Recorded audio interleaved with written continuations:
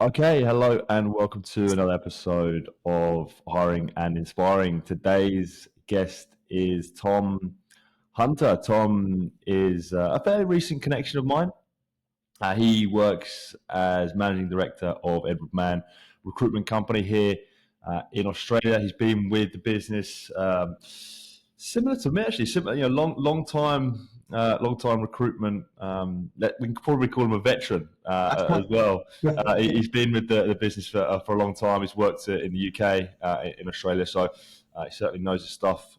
So I'm looking forward to chatting to him today, finding out what's going on in the world, going on in his world, finding a little bit more about how he's got to where he is today. Because I know he's risen through the ranks and he's doing some good stuff. So, Tom, with that introduction, mate, welcome to the show. Good to be here. Good to be here. Looking forward to it. Good stuff, mate. I'm happy to.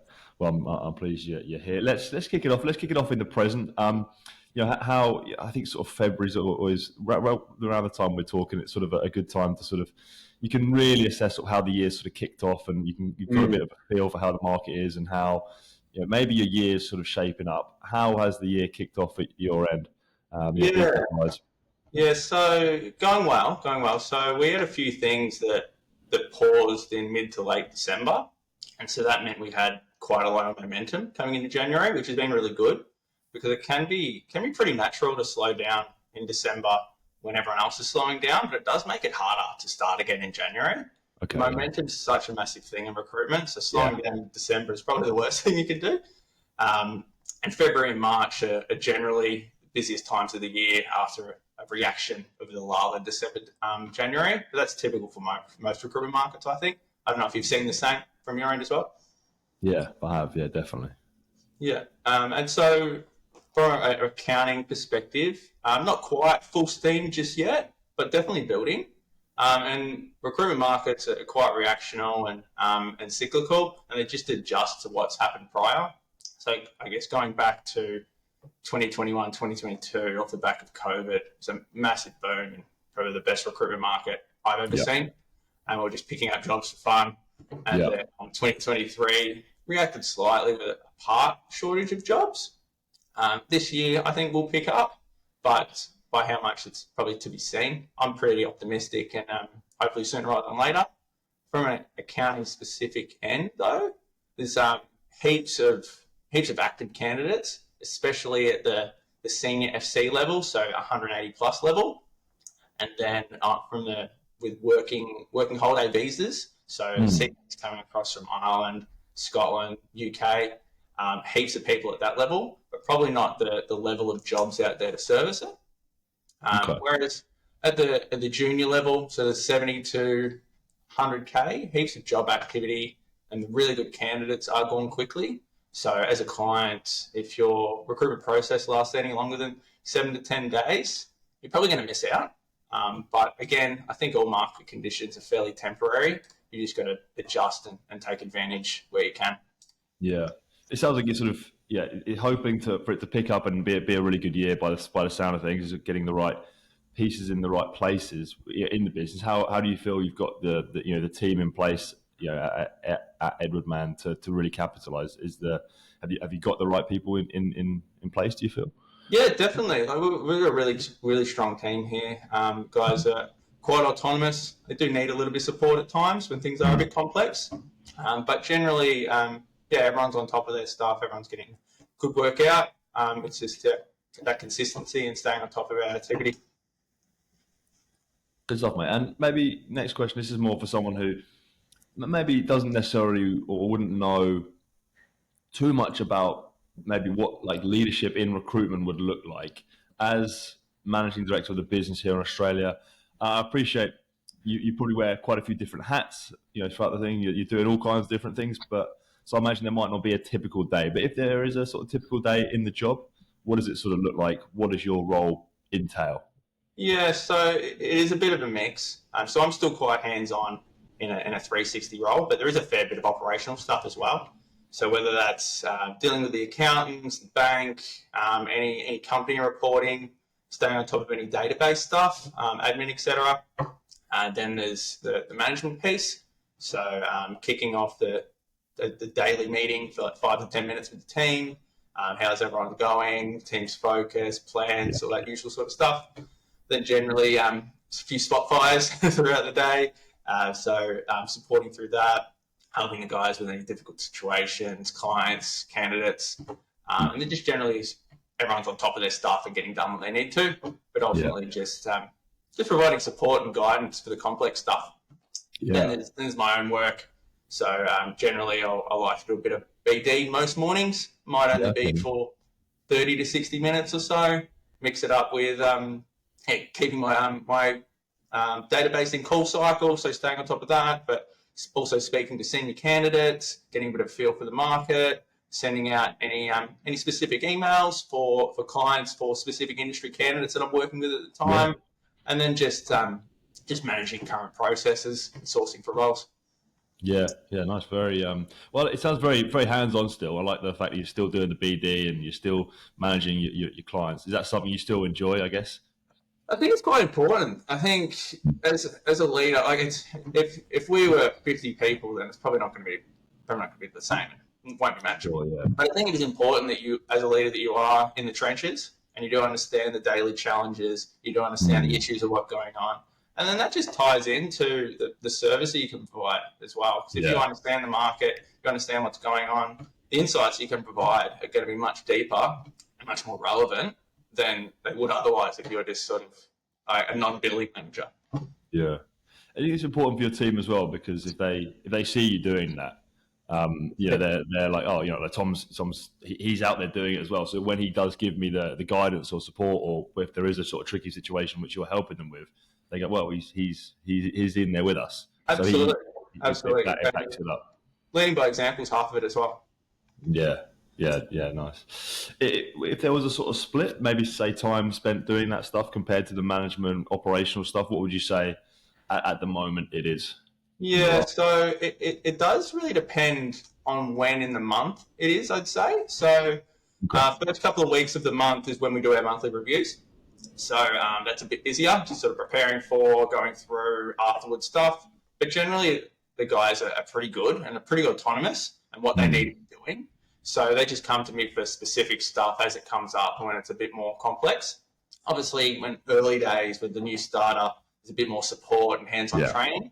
But as a split, I'd say 50% on the job, like frontline work, 40% management, and 10% operational. But again, that's an average. Yeah, nice. And mate, I'm going to give you an opportunity here to pat yourself on the back a little bit and give yourself some credit. You've progressed through the business, obviously, to get to that level where you are running a show here in Australia. From where you started as a recruitment consultant. What did you do? Do you think that allowed you to progress through the ranks, and what sort of I guess character traits did you demonstrate over the years for you to have that success? To progress up a level through, as in to manage recruitment. Yeah. So I think if you're going to be in recruitment long enough, you need to be good at a few things. So I've always found, I always like to think that I'm quite hardworking, but I'm a bit weird, and a lot of the stuff that we do doesn't necessarily feel like work to me. I really enjoy the random little things in recruitment, like sourcing and getting to those dark corners of LinkedIn and seek talent and just finding those hidden gems. But what I think has really set me up across my career is that I'm pretty urgent. I've always tried to work at a high pace or fast pace, like chasing up a candidate for an updated CV or a client on feedback for profiles sent early that day.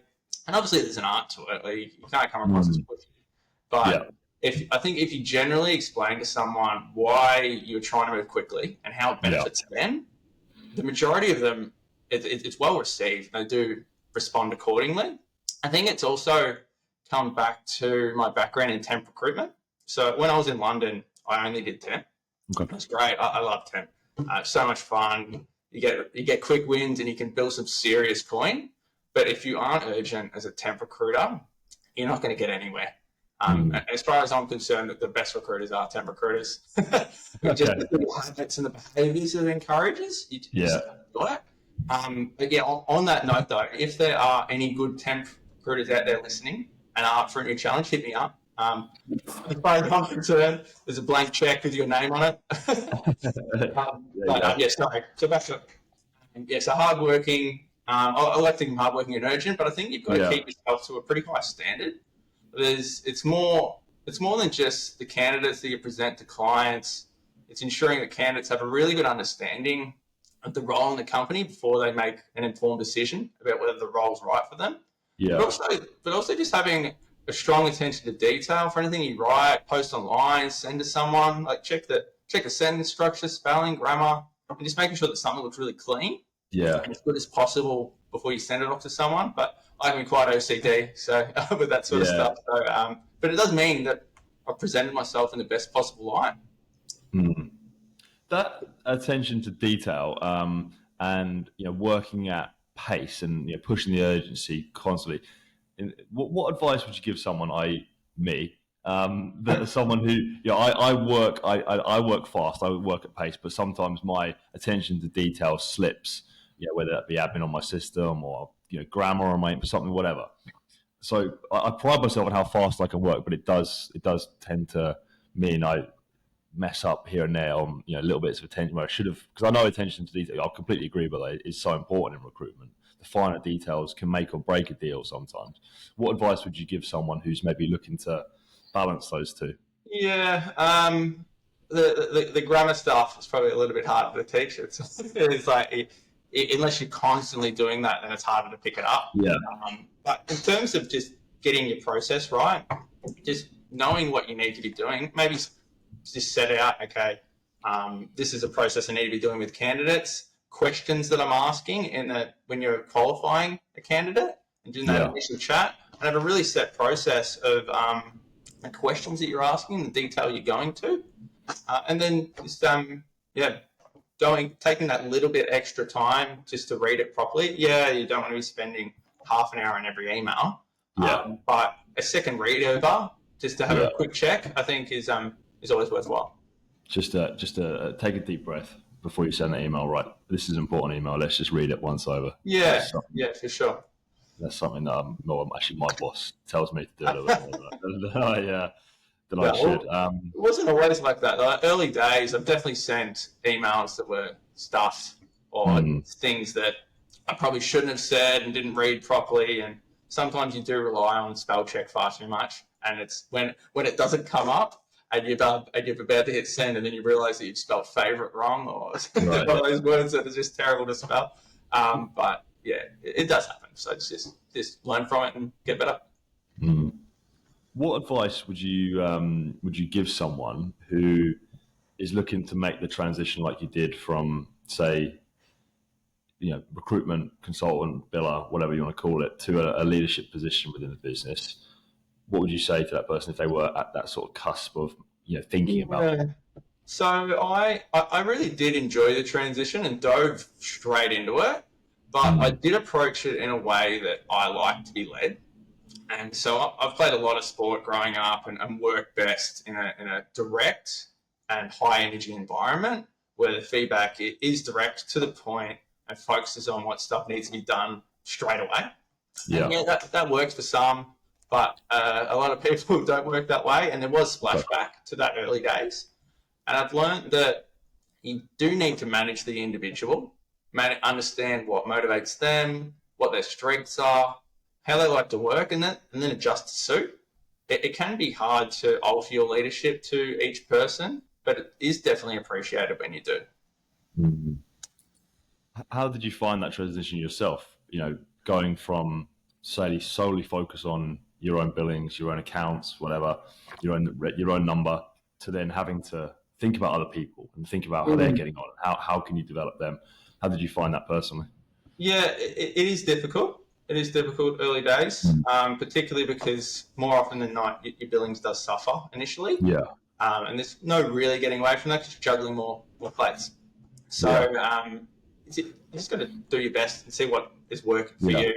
You've be really clear with them, making sure that they're really clear about what your expectations are, making sure they understand why those expectations are in place, getting a really good balance between fun and accountability for the people. Because if there's too much fun, nothing gets done, and there just isn't the respect. But if it's too far the other way, you have poor morale and longevity issues. Yeah. And following that, you've just got to be consistent with both your messaging and the expectations of them. Yeah. But ultimately, it comes down to just having a really good process and doing it consistently, both for yourself, but also for your team.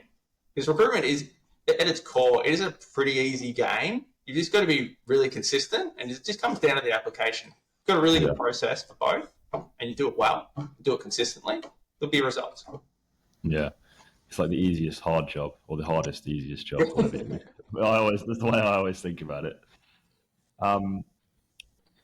Something someone once said to me is, when you do start to manage people, you have to just really care about them. You can't sort of fake that. You have to be, when you are sort of trying to push them or whatever, you're trying to get the best out of your team. You have to actually care about how that person's doing, and you have to care about their success. You can't fake that. So that's something that resonates with you, that you found in leading people. So there's the job element. You got to make sure that they're happy and enjoying it as well, because if someone isn't enjoying the role or isn't enjoying the work, it makes it very hard for them to put their best effort in. And it's not just enjoying the role itself. There's how's life going, how's things going in your personal life, how's your weekend, how's da da da da da. So if someone's comfortable and happy in their own space, they're going to be able to focus on work much clearer. So yeah, understanding them, understanding their motivations, what their personal situation is, and so you can properly support that, properly motivate, properly guide. There's it's all encompassing. Yeah, is that a tactic you use, by the way? If you are looking to get the best out of your team, you'll sort of you won't just sort of dig into the call numbers, or how was that meeting or whatever. It's right. How are you actually doing? Because recruitment. This maybe just as maybe like my life in recruitment is a bit of a blur. It's all sort of one. They both, how I'm getting on outside of work affects my work, and how my work goes. It's all one. So that's how I like to be. I guess I like to be understood on both levels. Is that something that you look to do as with your team, and really understand the whole picture? You try to. Obviously, it's not a perfect process, but I think getting to understand them and getting to understand what's going on for them will just make it easier for you to get to the detail of why, of how things are settling with them. So let's say you just had a meeting with them, you've just spoken through some things we need to improve on, or things we need to change. So how's that sat with you? Just the follow-up. Might be the next day, might be later on that week. Just how's that resonated with you? How's that sat with you? Are we on the same page, or have you felt it's hit slightly different? And there's little follow-ups with how are you going? How's everything sitting for you? And how are we going to implement this going forward? Yeah. The implement thing, and the word you used earlier, I think accountability is something I always think about with, say, those little catch-ups. So this is what we're trying to work on, but then it's actually like, right, what are we going to do about it? Is that something you try and do? So it's like, even if it's a small thing, it could be anything. I'm going to post more on LinkedIn or whatever. Yeah. What steps are we actually going to? So it's setting tangible things to put in place. Yeah. So it can be hard to find that balance between giving them time to do it in their own way, because you want to give them ownership to manage their desk as they think it should, because we've all got a pretty good idea of what a good recruitment process looks like and how things should be done. You need to add your own flair to it, because you're running your own small business inside a business, right?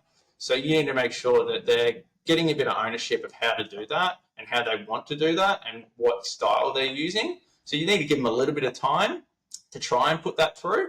But then there's the check-in. Okay, how are you tracking with that? What things are you doing to get to that point? But there's also like your key breakdown areas, like, are you getting enough outbound activity? Are you getting enough CVs out? We're not hard and fast on KPIs that you need to be doing 30 calls a day, but there also needs to be a certain level of output to get to where you need to get to. Yeah, I agree. I completely agree. I'm not all about the numbers as well myself, but the answer is often found in there.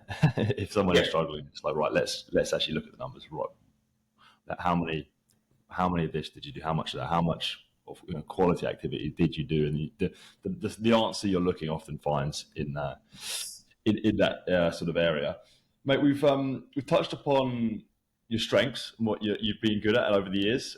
What are some maybe areas of improvement that you feel? Because I think anyone in recruitment, they're never quite the finished article. There's always things to be working on. Even as we sort of kick off the new year a little bit, what are some things for you that you've identified you could still improve and develop? yeah. So there's always stuff to work on, right? Like, so I know I can get better with being organised and being really disciplined with my time. Because if a spot fire comes up with the guys, or I get an email from someone, I tend to need to action it straight away, and it's the most urgent thing in my world right then and there. Like, I've got to do it. But rather than keeping true to my blocked out slots for BD or candidate sourcing and all that kind of thing, and it does slow me down at times, and it's definitely something that I can improve on to become more efficient in that aspect. But that's the dream, right? Just being as efficient as possible, having that well-oiled machine, and just Yeah, getting it done. yeah, no, I love that. Well, you touched upon your time in London, working in the temp space in the world of recruitment.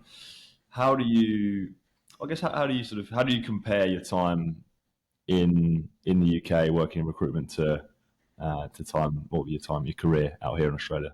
Yeah, so it's different, that's for sure. Yeah.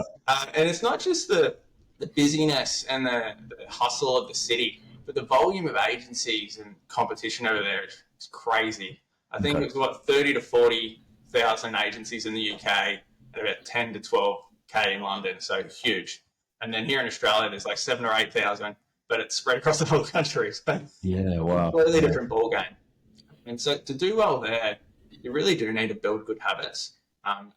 Good habits, attitude, your work ethic, especially around BD, because it's Mm. really hard to be successful in London if you're not good at BD. You really do have to put in the work and do it fast. And I think that's why UK recruiters are held in such high regard here, because the way that they approach it does translate well to what I think is an easier market here. I did love recruitment in London. No, it was full on, but it's set me up with a really strong base of what needs to be done to get the best out of myself. Mm. And I hear it all the time about high performers, and they talk about when they started out, not just in London, but anywhere. High pressure environment, high intensity, full on KPIs and targets, and how critical it was to setting them up for success. So building Yeah. strong habits, take them with, yes, set them up for success. You build strong habits and take them with you no Yeah. matter where you go. But London was great. I worked in temp, and it's created a really good niche of working with Australian and Kiwi contractors. And Yeah. London companies love Australian and Kiwi accountants. They've got great accounting standards. The work ethic's awesome. Great communicators. Yeah. And often I'd send a short list to a company for a role, and it might be 5 or 6 Aussies that have just landed in the country Okay. less than a month ago. And the referrals just kept perpetuating, because I'd been through the same stuff that they had been. So getting a bank account set up, getting your proof of address, national insurance number, and I was able to provide more value than just find me a job and get my CV out there. And I built some really strong relationships through that, and even some that have returned following and come back to Australia, find their stint there, and being able Yeah. to reconnect with them and continue that relationship. I think that's important no matter where you go and no matter where you are. You really do need to add value outside of just transactional recruitment. You need to be much harder to replace. Yeah. Yeah, but I guess not just for recruitment, but in life in general. Since getting back, it's been amazing. I really loved getting to Sydney. So I'd never been to Sydney at all before I was in London. So I'm originally from country Victoria, and moved to Melbourne for uni, and then stayed there for 7 or 8 years before moving to London in 2016. Yeah. But now that settled in Sydney, it's great. I can comfortably say that probably don't have a plan on moving back to Melbourne. And then like the weather in London or wherever, I think it makes such a massive influence on your mood, and much bigger than you actually realise. So in London in January and February, the Christmas cheer's gone. It's cold and wet. Sun comes up at 7:30 a.m. and it goes down by 3:30. It can be pretty grim. But the European summers though make up for it. It's incredible, and I definitely miss that. And then but winters in Sydney though, yeah, sun's out, 22 degrees, water's cold, but I've gone for plenty of swims in Coogee at June, July. It's a dream. But yeah, I would recommend, if anyone gets the opportunity to go to London for a stint, doesn't matter if you're in recruitment, doesn't matter what you're in, do your 2 or 3 year stint there, and then return back with international experience. You're a whole new person. It is really character building, but definitely worth it, and would highly recommend it to anyone that gets the chance. So how old were you when you were in London, and how long into your recruitment career? Oh, I got into recruitment in London. Yeah, I thought so. Yeah. Yeah. So so it was 20. I was 25, 26. So I went across. I was working in a school. I was teaching and stuff, and then got into recruitment there, and fell in love. Yeah. Yeah, that's. It sounds like it was a real sort of training ground. Where you learn your craft. I mean, I look back at my time in the UK. I was only there for a year, and I was before my career's out here now. But I was a year, and I was 22 in the UK, and I surrounded by an office full of people who've been doing it for a million years. Really hardcore old school recruitment, and I was doing quite a junior role, but the sort of habits and I learned, looking back, I learned so much from that. Just the habits, the working hard, all this kind of stuff. It sounds like that was the same for you for your time in London. Absolutely, and you just got to. There's no other way around it. If you want to do well there, you just have to get stuck in and just get into it. Because otherwise you just get left behind, and then it doesn't work out. Hard. What's the diamond analogy? Like pressure creates diamonds or something along those lines, but it's definitely true. And back to your business here, in Australia, you've obviously stuck around with Edward Mann for many years now. What is it about the company, and this is opportunity for you to promote and big it up, that's made you stick around? What are you guys doing well that has allowed you to build a career for yourself? Yeah, so I've been really lucky with Edward Mann. When I joined, no sales experience, terrible on the phone, but they've been really good at developing people, and they've been really good at rewarding and promoting people when they put in the work and shown the results. I was 2.5 years into my recruitment career, and I was getting an opportunity to open an international office with part ownership in my home country. I was jumping at that, right? And it's given me a lot of freedom to create and build the team and the business here in the way that I want. And I've taken a huge amount of satisfaction out of that. My bosses, Matt and Martin, they founded Edward Mann, and they've been incredibly supportive and helpful for guiding me through that. And so I've tried to instill those same things. So being really keen to develop, being really keen to teach, being really keen to give people the opportunity to do stuff that they might not have been able to otherwise. Yeah, I love that. And what about recruitment as a career? What is it about the job that has made you stick around so long? Because so many people don't they maybe try it, get out of it. Not for me. What is it for you that gets you going? Yeah, I think the money it has to be a big draw. I think you've got to be a bit money motivated. Otherwise, you just don't push yourself through the tough times, or you just don't put yourself in a position. But I've also loved the hard wins, like turning around a difficult client, closing that role. It's just an absolute nightmare to fill. But I think it's also a really rewarding placing someone in a role where you know they're going to get the right support and right guidance to flourish, and then you see that play out in a period of time. So whether it's the first 6 months and they're completely different, like that, you can see that when you speak to them, you can see it in their eyes, and that just plays out over a course of years.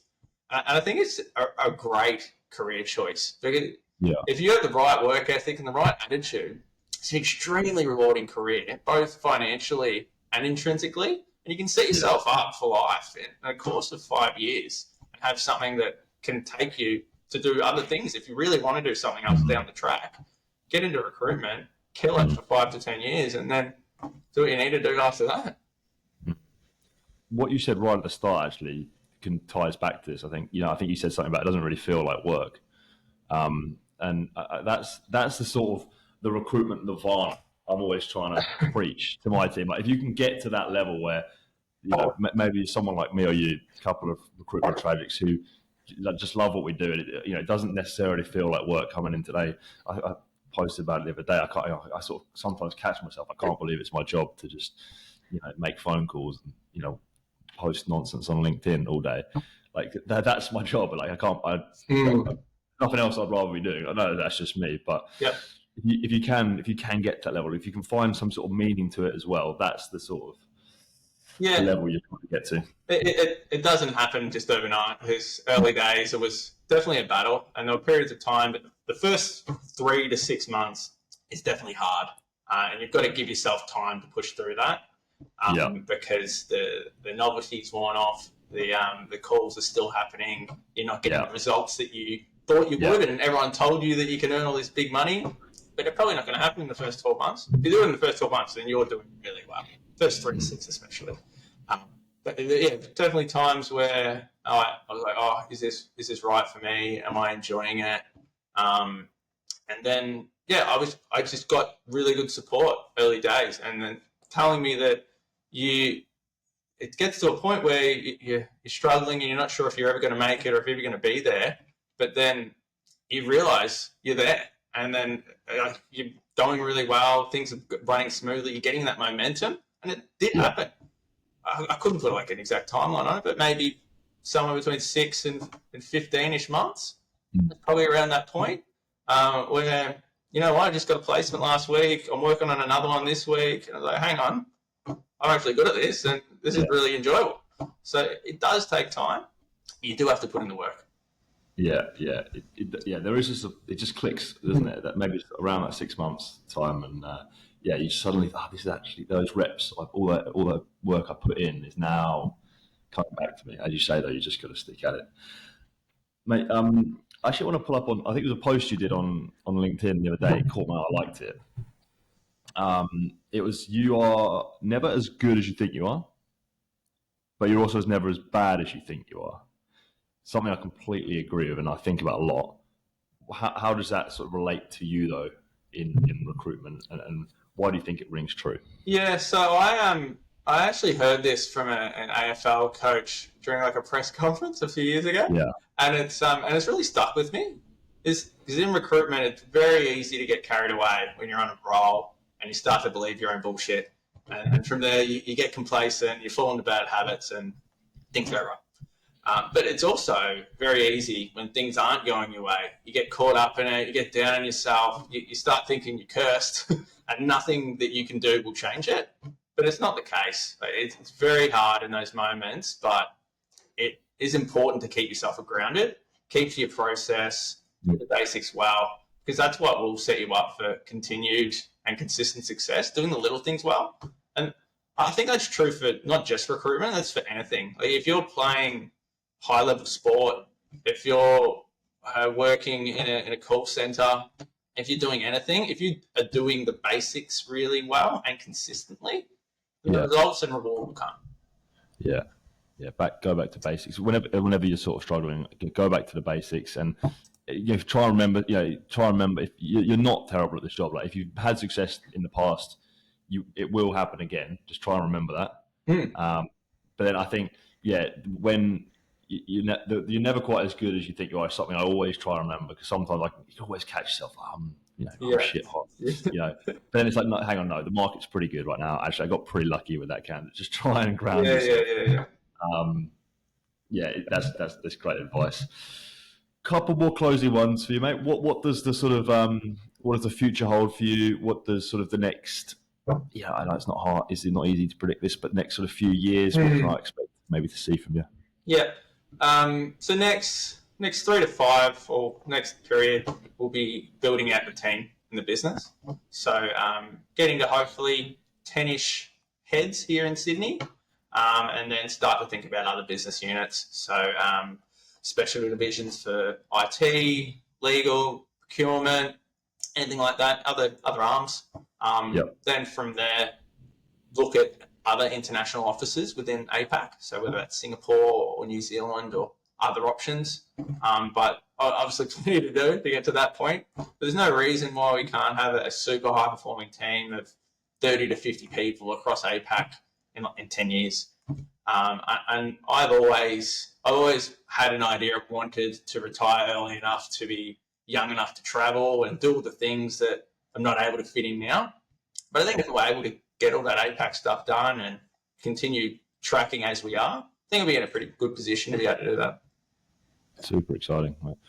And what about maybe more personally, success and the idea of, why you're all doing this? But you touched upon there, retiring early. What does sort of success mean to you? I think in business life, everything really. Yeah, I think success is ever evolving, and it's not necessarily something that you achieve, but something that you're striving towards, like perfection. Because by the time you actually get to a point where you get done what you're trying to achieve, you've got a new goal, and then you're working towards that. Not being satisfied of where you are and always wanting more and continuously improving. I think if you're doing that consistently and regularly, that's success for me. It's continually moving forward and continually leveling up. Yeah, it's just something I discovered this only a few years ago. Really, like the enjoying the pursuit. That's the real goal. Like that's not the original goal you set yourself.